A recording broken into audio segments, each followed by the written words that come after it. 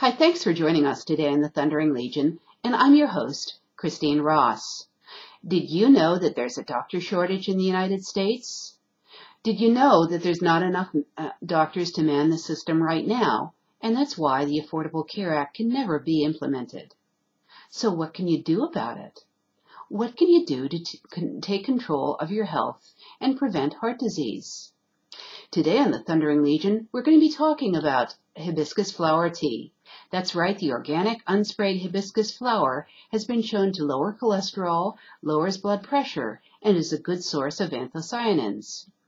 Anthocyanins are a flavonoid that causes the red color in red plants like red bell peppers and hibiscus flower tea.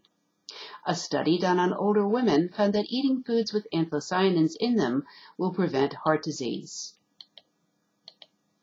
Hibiscus tea is also an appetite depressant, which means that drinking hibiscus tea reduces appetite.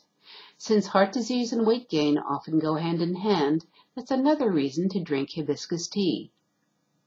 Hibiscus flower tea is very tart and makes a delicious tea. However, don't undo that benefit by adding sugar to it. Use stevia or honey instead. The term for a substance that injures health is a poison. There is an increasing recognition in medical literature that sugar is a poison that contributes to heart problems.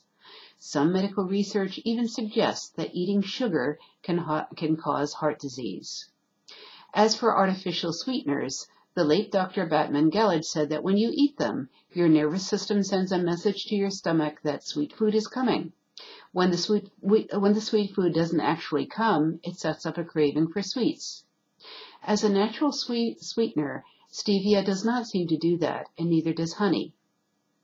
Just remember that hibiscus is a diuretic, which means that you should drink it early in the day or afternoon. Otherwise, you'll be up all night going to the bathroom.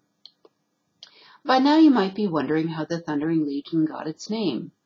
The Thundering Legion is named after the 12th Legion of the Roman army. In 174 AD, the Thundering Legion was under attack by the Germans, and they were dying of thirst. The Catholics in their midst knelt down and prayed to God to save them. God answered their prayers immediately by sending them rain to slake their thirst, and the storm itself became like a living thing and drove off their attackers. Another example of the power of group prayer can be found in Austria after World War II. The communists invaded Austria.